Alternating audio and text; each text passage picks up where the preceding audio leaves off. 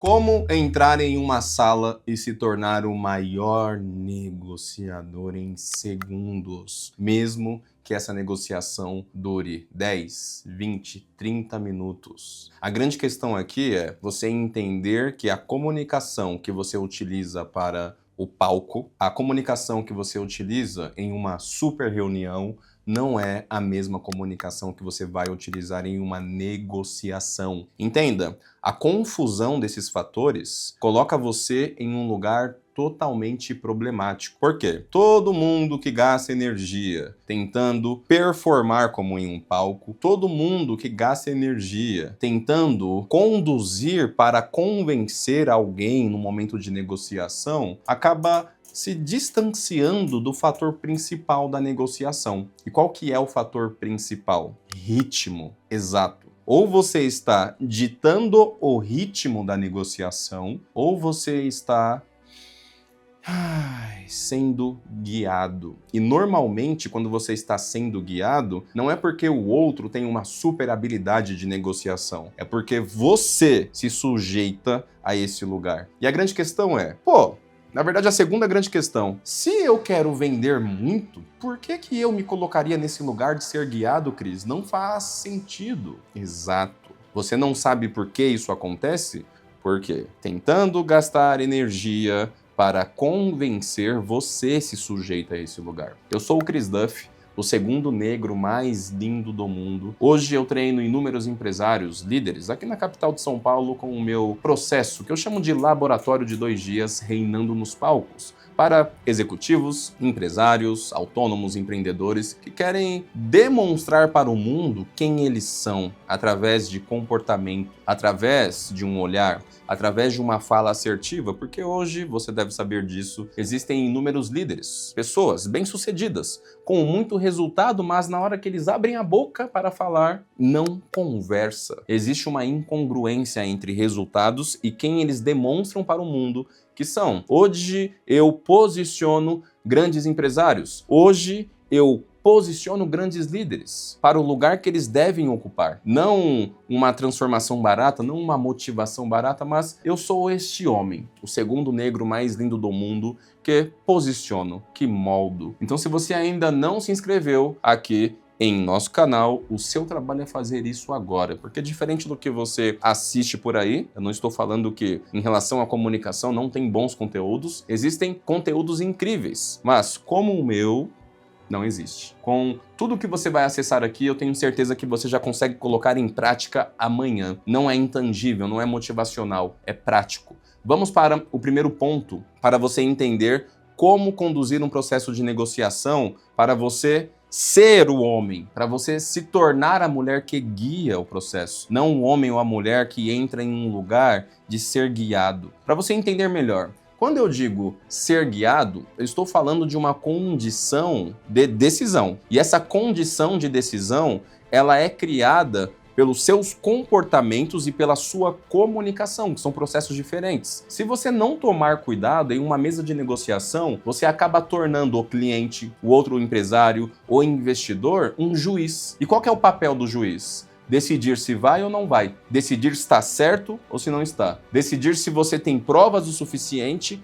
ou não tem. E o nosso trabalho como comunicadores intencionais em uma negociação não é convencer. Porque se fosse convencer, o seu papel seria outro. Você não estaria em um lugar de poder. Só de estar em um lugar de submissão, alisando, tentando mostrar para ele a qualidade, os benefícios do produto ou serviço ou da ideia que você quer vender seria o suficiente, mas não é. Toda pessoa que está do outro lado da mesa, ela está louca para dizer sim quando o produto faz sentido, quando o serviço preenche uma necessidade, quando a ideia vai fazer todo mundo ganhar. No fundo, o ser humano quer falar sim, é por isso que muitas pessoas, por exemplo, não têm condições de comprar um iPhone, seja o 15, 16, 17, não importa, mas elas dão um jeito, porque a narrativa da Apple convence muito fácil. Sim para o status, sim para o que eu vou representar, sim para a forma que as pessoas irão me perceber. Isso é mágico. E quando você entende como fazer isso em um processo de negociação, é poderoso. Por isso que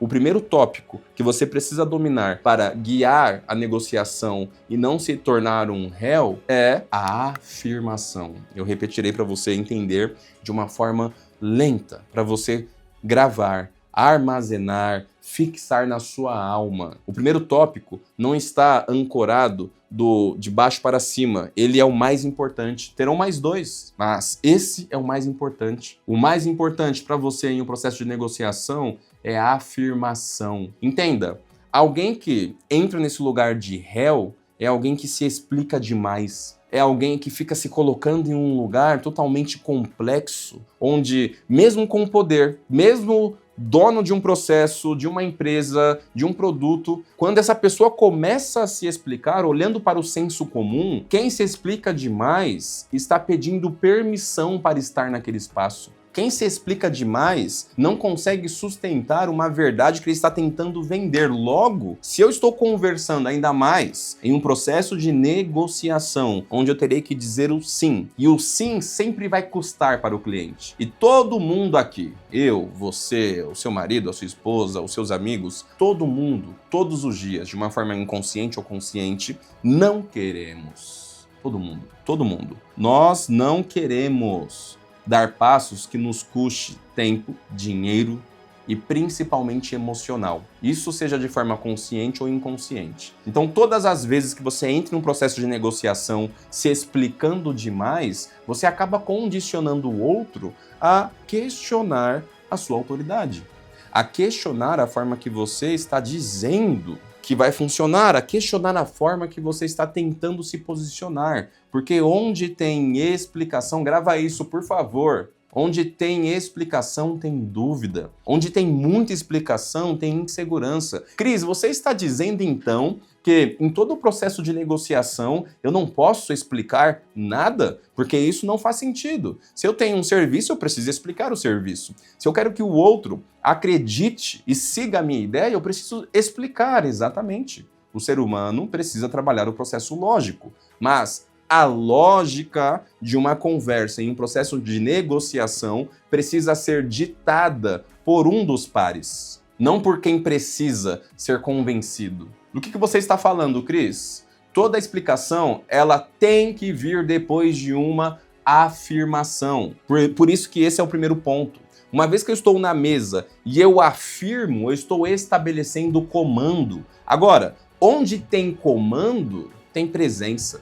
E a presença, ela não é questionada. Quando surgem dúvidas, é para entender melhor. Não é para questionar a sua autoridade, não é para ver se você está seguro ou inseguro, porque o inseguro em uma negociação, ele é prolixo, ele fala demais, ele dá muitas voltas. Lembra? O convencimento, ele tenta convencer como se fosse um processo de oratória, como se fosse uma super palestra, uma reunião com a equipe, e é diferente. Normalmente quem tenta convencer gasta muita energia no explicar, e quem gasta energia no explicar em uma mesa importante, onde precisa existir uma negociação, acaba se colocando em um lugar de réu e colocando o outro no lugar de juiz para falar para você, olha, explica mais, me convence aí. Interessante, eu pensarei, eu irei dividir com o meu esposo. Agora, quando você começa a estabelecer uma atmosfera através de afirmação, mesmo que haja discordância no processo de negociação, você estabeleceu um lugar. E quem estabelece um lugar está ocupando aquele lugar. Se alguém se levanta para debater, se alguém se levanta para trocar a ideia, mudar a direção do conceito ou do serviço que você está tentando vender, é uma outra conversa. É uma outra dinâmica de troca comunicacional. Se eu estabeleço um lugar através da afirmação, quando eu explico depois é para sustentar o que eu estou criando, porque toda afirmação planta uma semente, e essa semente está estabelecendo um comando, que esse comando está estabelecendo uma ideia. A minha questão na negociação é continuar estudando o outro para entender através do meu processo intelectual, que é o meu repertório, como eu continuo sustentando essa ideia. Aí entra a explicação. Entende que é uma explicação diferente? Olha a diferença. Olha, eu não sei o que você acha, mas eu acredito que nós juntos podemos fazer Eu não sei o que você acha, mas eu acredito, mas esse serviço é o que você precisa. O que nós temos que entender é se você está pronto. Olha como eu estabeleço um lugar, olha como eu ocupo a sala. E se a outra pessoa diz, mas eu não sei se de fato é o que eu preciso. Já trocou, eu sou o juiz. Agora, tudo que eu falo, mesmo que seja explicando, está sustentando a ideia inicial. Está sustentando o primeiro comando, a primeira afirmação. Entende? Quando eu começo a entrar nesse lugar de explicação, de ser prolixo, você dispara ansiedade no outro.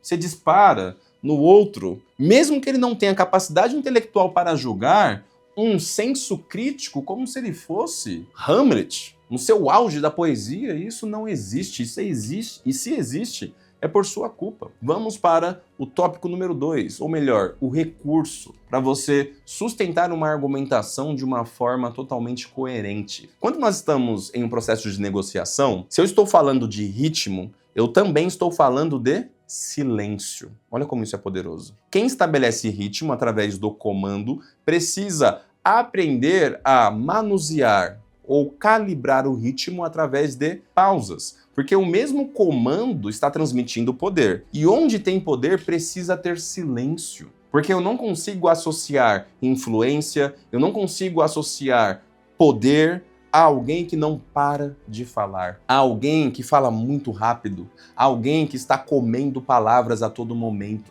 a alguém que está gastando uma energia tentando me impressionar e parece que tem uma arma apontada para ela e ela não para de falar, ela não para de trazer linhas de raciocínio. Agora, quando eu estou conversando com alguém que está extremamente confiante, é diferente. Esse alguém, ele olha diferente. Esse alguém, quando ele estabelece uma pausa, não é apenas parar de falar, é um silêncio, é exatamente isso. Silêncio. As pessoas têm medo do silêncio porque no silêncio é revelado o estado dela, ou o estado delas. O que isso significa, Cris? No silêncio você começa a perceber as incongruências não verbais. No silêncio você começa a estabelecer uma presença tão forte que a outra pessoa, ela quer se livrar dessa pressão. E normalmente, tentando se livrar da pressão, ela vai caminhar para o sim. Sim, faz sentido? Não, eu estou entendendo. Sim, sim. Ou um não, mas é um não fraco. E se é um não fraco, você consegue, de novo, continuar sustentando uma ideia com afirmações e explicações como extensão do que você está tentando estabelecer. Você não vai ver em uma mesa de negociação alguém muito inseguro fazendo pausas. Logo, o que o senso comum, ou seja, o que as pessoas estão esperando de alguém que fala muito rápido, ou o que as pessoas percebem de alguém que fica se atropelando, falando muito, sim, insegurança, insensatez, incongruência, chatice, ansiedade. E isso não combina mais com você em qualquer processo de negociação. Agora você vai ditar o ritmo também fazendo pausas. Você vai ditar o ritmo também conduzindo uma fala após o ponto final com um silêncio. Olha a diferença. Quem faz pausa, quem estabelece silêncio, respeita os pontos finais. Entenda isso que é poderoso demais. Eu trabalho muitas afirmações e tome cuidado com o terceiro ponto. Cris, qual que é o terceiro ponto? Trabalhar muito as perguntas. O que ensinam por aí? Faça uma pergunta e transfira a energia. Faça uma pergunta e ganhe tempo. Faça uma pergunta e mostre para o cliente que você está no controle. Cuidado. Eu tenho certeza que você já ouviu falar sobre perguntas abertas e fechadas. Quando eu faço, caso não, eu vou te explicar rapidamente. Quando eu faço uma pergunta fechada, a outra pessoa que precisa me responder, ela consegue dizer sim ou não. Agora, quando eu faço uma pergunta aberta, ela precisa desenvolver uma resposta. Isso é um recurso poderoso na comunicação, que também pode ser aplicado em uma negociação. O problema é quando você confunde condução com espera de direcionamento. Coloca na sua cabeça, a partir do meu método, lembrando que o Chris Duff, o segundo negro mais lindo do mundo, não é o dono da verdade. Mas a partir do meu método, baseado no que eu faço, no Reinando nos Palcos, em quem me paga para mudar não só a comunicação, mas mudar de vida, porque quando você muda o seu posicionamento, as pessoas mudam a percepção que você implantou na cabeça delas. E quando a percepção muda, tudo ao seu redor muda. Prestem atenção, no meu método, se no processo de negociação eu quero ditar o ritmo, eu quero estar no comando, eu quero estabelecer as ideias para sustentar elas e não ficar rebatendo, implorando ou sendo prolixo achando que eu estou convencendo, faz sentido eu ficar transferindo a todo momento o poder de fala para o cliente, ficar desenvolvendo? Faz sentido em um processo de negociação eu ficar fazendo o cliente gastar uma energia cerebral, podendo queimar, vamos colocar assim, queimar um processo cognitivo que ele utilizaria para dizer sim, mas como eu estou fazendo ele queimar, pulverizar mais neurônios, porque eu estou utilizando um processo poderoso de vendas que é fazer a pergunta para essa pessoa refletir, me falar, eu pegar dados, não faz sentido. O cérebro não quer entender, presta atenção, o cérebro não quer gastar energia com o para onde ele precisa ir. O cérebro quer gastar energia escolhendo o que você tem a oferecer. O para onde é complexo, é um processo, é que horas, quanto tempo. O que? Opção 1 ou 2. Esse direcionamento, esse caminho. No máximo, que são as objeções, eles vão resistir. Essas pessoas podem resistir e é normal. Mas se for uma resistência baseada no que você está guiando, é diferente. Você acha que está arrasando, aplicando muitas perguntas, mas você faz a pessoa falar muito. O que você esquece é que ela tem um cérebro como o seu. E esse cérebro está gastando uma energia cognitiva à toa, pensando que eu quero fazer a pessoa entender que já está tudo pronto. Eu tenho tanta confiança que eu já estou afirmando que ela vai seguir, que ela vai comprar, que ela vai gostar, que ela vai se desenvolver. Então, quando surgem dúvidas, quando você está estabelecendo o comando, nós estamos falando de dúvidas que nós já esperamos, que complementam o conceito como um todo, que complementam ali o serviço. Então, para de fazer o cérebro gastar energia e coloca na sua cabeça que você precisa guiar o outro. Quando você for fazer perguntas, que sejam perguntas intencionais. No processo de negociação, o que são perguntas intencionais? São perguntas que alimentam a ideia central. São perguntas que levam a linha de raciocínio do cliente, do colaborador, do seu parceiro, do seu cônjuge,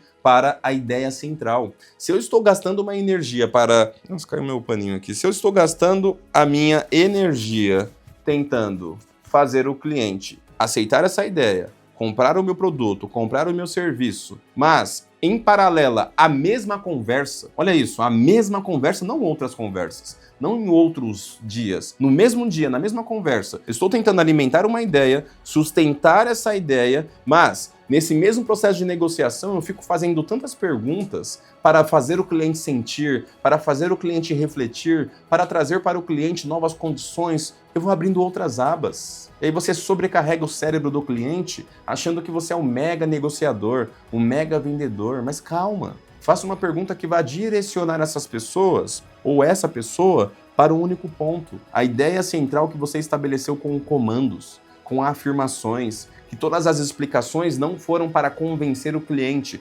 mas sim para darem sustentação para a ideia central. Se você seguir esses 3 tópicos, afirmação, silêncio e trabalhar as perguntas, de novo, fazendo elas voltarem para o mesmo lugar, não fazendo o cérebro do público gastarem uma energia inútil para você se sentir o hipernegociador, porque o cliente entrou em um processo de reflexão, que ele te deu recursos pessoais. Se você seguir esse passo a passo, eu tenho certeza que você vai crescer muito. Como eu também tenho certeza que se você se inscrever aqui no meu canal, Chris Duff, você vai continuar crescendo, você vai indicar esse vídeo sem eu precisar ficar pedindo, porque é prático. Você consegue colocar em prática amanhã. Aqui tem qualidade, uma ótima iluminação, tem um som, tem um ótimo conteúdo pensando em você. Eu quero que este lugar seja o lugar que você se desenvolva à distância, pensando em crescimento real, não performance. Performance acaba. Você aplica uma técnica aqui, tem um resultado aqui. Tudo que nós estamos construindo aqui no canal para você é para você acessar como um homem, uma mulher intelectual, registrar e praticar para crescer de forma real.